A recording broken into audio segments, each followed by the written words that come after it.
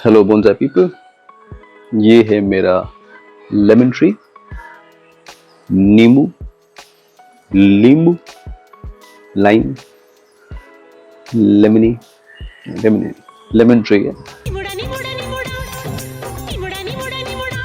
इसको मैंने सीड से उगाया था रफली 4 या 5 इयर्स बैक, और इसकी ग्रोथ हुई है, बहुत अच्छी हुई है। But I think last 2 years से थोड़ा इसकी ग्रोथ में डिस्टर्बेंसेस आ गए हैं, लाइक क्या कहते हैं, पेस्ट्स और कैटरपिलर्स।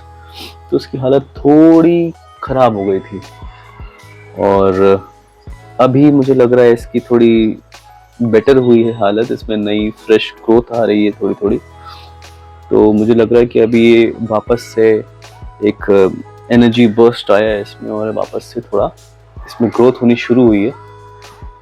तो मैं सोच रहा हूँ कि इसमें जो आप ये सेटअप देख रहे हो, ये टब और अंदर ये जो अंदर एक बास्केट है उसका, तो इसमें जो बाहर की जो लेयर है मिट्टी की, ये मैं चेंज करता हूँ।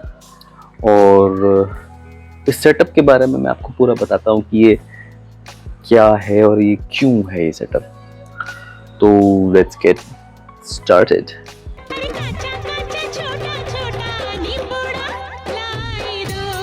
तो ये जो टब है, ये बेसिकली ऑब्वियसली ये इसका पॉट है, उसके पॉट की तरह ऐड कर रहा है। और इसमें मैंने बहुत सारा बोनसाई सॉइल और एक एवरेज कंपोस्ट वगैरह सब मिक्सचर बना के रखा है। अब ये बास्केट इसमें क्यों है? ये बास्केट बेसिकली नेट वाला जो बास्केट होता है वो होता है, और इसमें से रूट्स फ्री होती हैं इसमें से निकलने के लिए, यहाँ वहाँ हर डायरेक्शन में।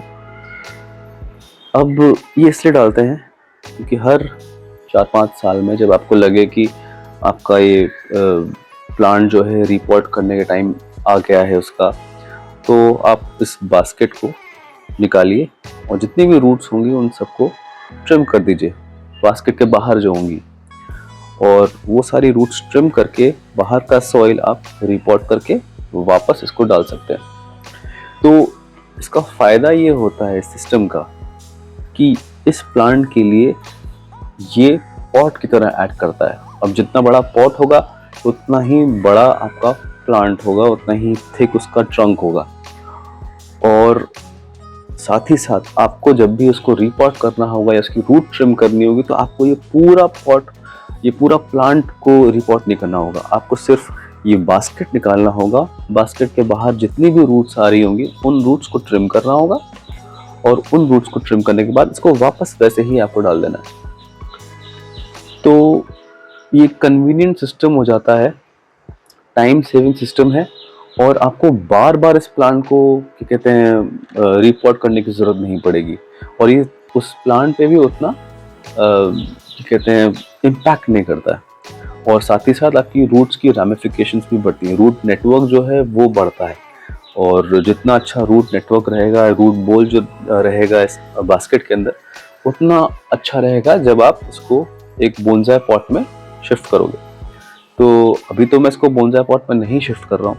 इस सेटअप में रखने का मेन इंटेंशन ही यही है कि इसको मैं 5-10 साल इसी में रखूँ, बस इस बास्केट को निकाल के बार बार इसकी रूट्स को ट्रिम करके वापस इसी सिस्टम में डाल दूँ। और 4-5 साल में अगर ये सीड से इतना बड़ा हो गया है, तो आई एम श्योर अभी इसकी स्पीड और बढ़ेगी।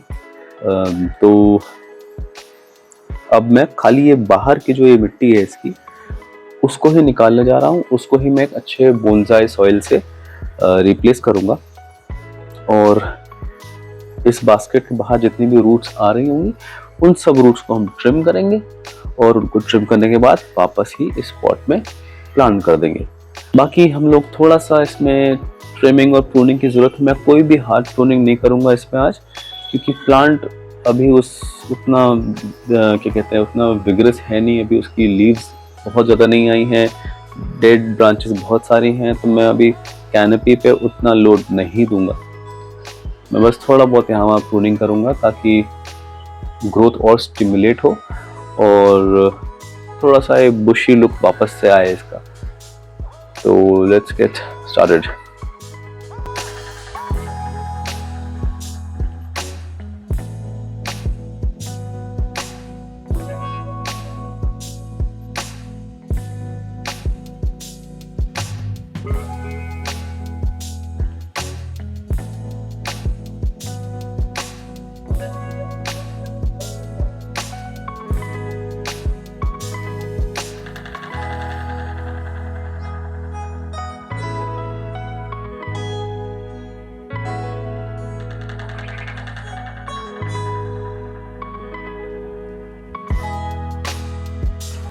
तो अब इसका ये अंदर का बास्केट ऑलमोस्ट निकलने वाला है और आपको दिख रहा होगा कि इसमें रूट्स कितनी हो गई हैं।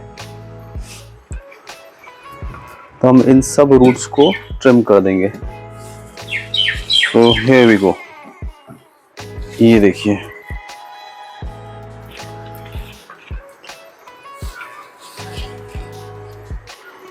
इतनी सारी रूट्स हो गई हैं।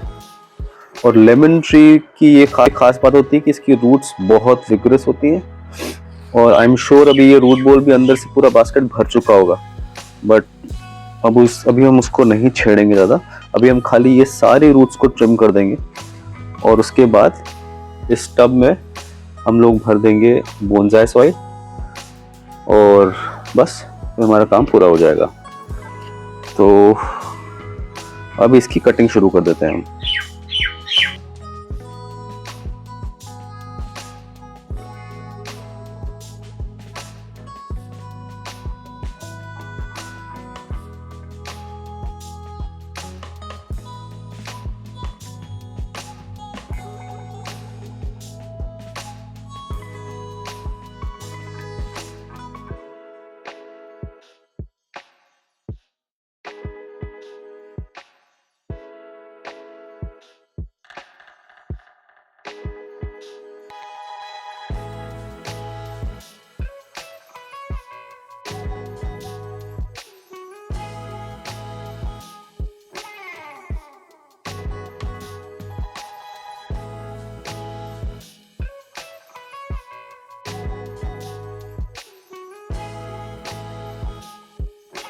तो अभी बास्केट का सारी जितनी भी रूट्स बाहर निकल रही थी नीचे से वो सब हमने ट्रिम कर दिए।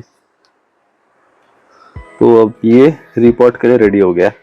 तो अब हम अपने मेन पॉट को इसको खाली करते हैं, साफ करते हैं और इसमें बोनसाई सॉइल भरेंगे और फिर इसको वापस से इसमें लगा देंगे। हमने अपने इस टब को वॉश कर लिया है अच्छे से और अब इसमें हम थोड़ा सा बेस में बोनसाई सॉइल डालेंगे। बेस में हम बहुत ज़्यादा मोटी लेयर नहीं डालेंगे बिकॉज वी वांट कि रूट्स साइडवेज ज़्यादा फैले और नीचे की तरफ कम फैले। तो अब इसमें मैं अपना बोनसाई सॉइल भरना शुरू करता हूँ। जो मेजर इसमें कंटेंट है वो है सिंडर सॉइल और पर्लाइट और थोड़ा सा मैंने इसमें कंपोस्ट मिलाया है और बाकी क्या कहते हैं थोड़ा एगशेल्स और ग्रेवल और थोड़ी सी सैंड और थोड़ा क्या कहते हैं ये जो दिए के पीसेस होते हैं ना, ये थोड़ा बेस में रहते हैं तो पॉट को वेटेज रहता है और रूट्स इनको पकड़ लेती हैं। तो रूट्स आपका प्लांट जो है वो आसानी से टॉपल नहीं होता कुछ दिन बाद, जब उसकी रूट्स पकड़ लेती हैं, आराम से ग्रिप कर लेती हैं उसको।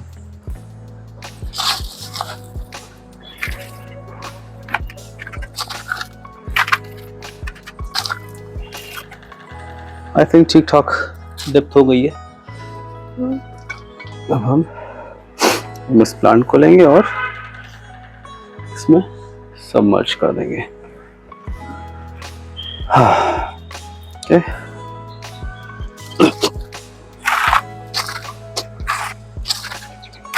तो अब ये हमने भर दिया है पूरा और अब मैं इसको हल्का सा मैं ट्रिम कर देता हूँ ताकि जो इसकी शूट्स हैं वो थोड़ा स्टिमुलेट हो और ग्रोथ थोड़ी बढ़े।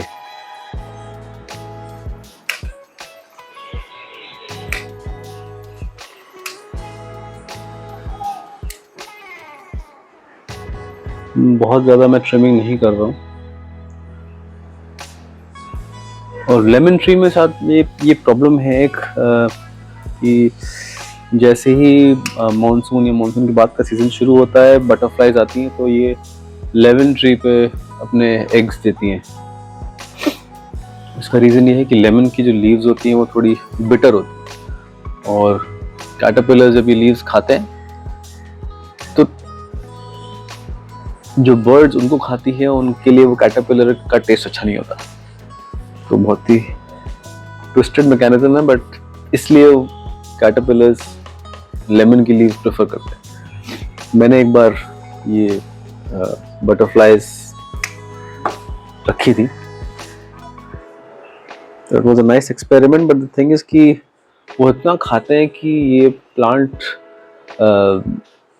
बहुत बुरी तरह से सफ़र करता है एक बार में ही। अगर एक बार में भी 2-3 कैटरपिलर्स हो गए तो दे ऑलमोस्ट पूरा प्लांट खा जाएंगे वो। तो इसलिए उसके बाद से फिर मैं कोशिश करता हूँ कि ये ना रहे। एक टेक्निक है उनको भगाने की, या वो बटरफ्लाई आए ही नहीं, कि आप अपने स्प्रे में थोड़ा सा हल्दी मिला दीजिए और फिर स्प्रे कर दीजिए, तो वो बटरफ्लाइज आएंगी नहीं आपके प्लांट्स पे। तो जैसे आपको लगता है कि बटरफ्लाई सीजन आ गया है, आप ये स्प्रे कर दीजिए। और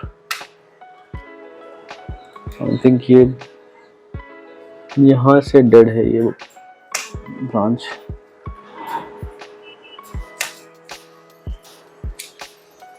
ये भी एक ब्रांच डेड हो गई है। बहुत सारी ब्रांचेस डेड हो गई थी लास्ट ईयर और प्लांट थोड़ा स्ट्रेस में था। उस समय मैंने ज़्यादा इसको छेड़ा नहीं। आई जस्ट मेड श्योर कि इसमें कोई भी कैटरपिलर या कोई भी इन्फेस्टेशन ना हो।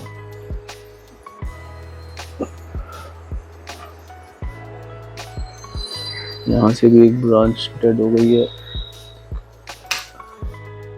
अब जो एक पॉइंट से अलग अलग ब्रांचेस आती है ना, वो थोड़ा अवॉइड करना चाहिए, क्योंकि फिर ऐसी बल्बस सी ग्रोथ हो जाती है, मतलब कोई पूरा बल्ब टाइप का निकालना पड़ेगा। और इस केस में क्योंकि मैं जो बल्बस ग्रोथ है यहाँ पे, ये नए लीडर से ही हो रही है, तो मैं भी छेड़ना नहीं चाह रहा हूँ कुछ भी। जो लीडर है वो, उसको मैं लीड करने देना चाह रहा हूँ, उसको लीड करने देता हूँ। बाद में जो भी होगा हम लोग अपने क्या कहते हैं कॉनकेव कटर से कट कर देंगे और कोई बल्बस ग्रोथ आने नहीं देंगे। अभी मेरा मेन ऑब्जेक्टिव ये है कि ये प्लांट हेल्दी रहे। बहुत ज़्यादा कटिंग मैं करूँगा नहीं इसमें। और ये ध्यान रखना चाहिए कि हमेशा कटिंग एकदम टाइम टू टाइम नहीं रखनी चाहिए। आपको अपने प्लांट की वेलबीइंग को ध्यान में रखना है, वो ज़्यादा ज़रूरी होता है।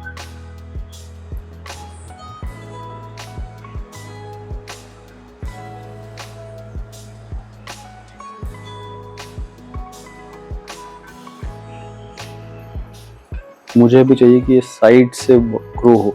इनफैक्ट ये साइड में एक ब्रांच ये चली गई, एक ये ब्रांच चली गई, और एक ये भी साइड में आती थी वो भी चली गई। अभी ये साइड एकदम खाली हो गई। तो व्हाट वी वांट कि अभी इस साइड से थोड़ी ब्रांचेज आएँ और बैक साइड से भी थोड़ी ब्रांचेज आएँ। मैं अभी इसका फेसिंग भी चेंज करूँगा।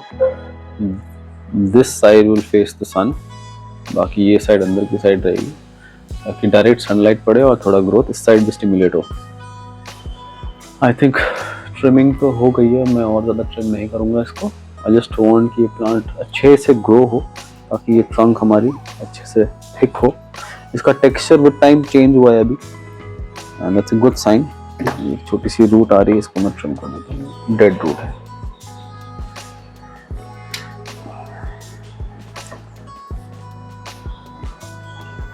इसकी सरफेस रूट्स बहुत अच्छी आ रही हैं, and I think with time ये और अच्छा शेप लेंगी, अच्छा वो देंगी, अपीयरेंस देंगी इसको। तो अभी सिर्फ एक काम करना है हमें इस प्लांट के साथ, इज वेट एंड वॉच। तो ये था आज का वीडियो। हमने इस प्लांट को, ये जो सेटअप था मैंने आपको बताया है कि क्यों किया जाता है, ताकि प्लांट की ग्रोथ मैक्सिमाइज हो, ग्रोथ और ज़्यादा बढ़े। कि बड़ा पॉट होता है तो प्लांट भी बड़ा होता है, तो बड़ा पॉट रहेगा तो ये जल्दी जल्दी बड़ा होगा, इसका ट्रंक जल्दी जल्दी थिक होगा। और लेकिन हमारा मेन प्लांट इस बास्केट के अंदर ही रहेगा। तो हम with time to time, like हर 3-4 साल में या 4-5 साल में जैसा भी ग्रोथ होती है, इस बास्केट को निकालेंगे। जितनी भी रूट्स बाहर आ रही होंगी हम उन सबको ट्रिम कर देंगे और वापस इसको डाल देंगे एक नए सॉइल के साथ, ताकि ये रूट्स बढ़ती रहे और रामिफाई होती रहे। रूट्स जितनी रामिफाई होंगी, रूट बोल हमारा उतना अच्छा बनेगा। तो मेरे हिसाब से तो अब ये नेक्स्ट जब भी मैं इसको रिपोर्ट करूँगा, आई थिंक मैं इसको सीधा, इसकी ग्रोथ जैसी भी होती है तो मैं इसको सीधा बोनसाई पॉट में ही शिफ्ट करूँगा अब आई थिंक, और कोई और पॉट फिर इसकी जगह लेगा एंड वी विल सी। तो let's hope for the best and bye bye. And yes, please like, share and subscribe, and thank you. Bye bye.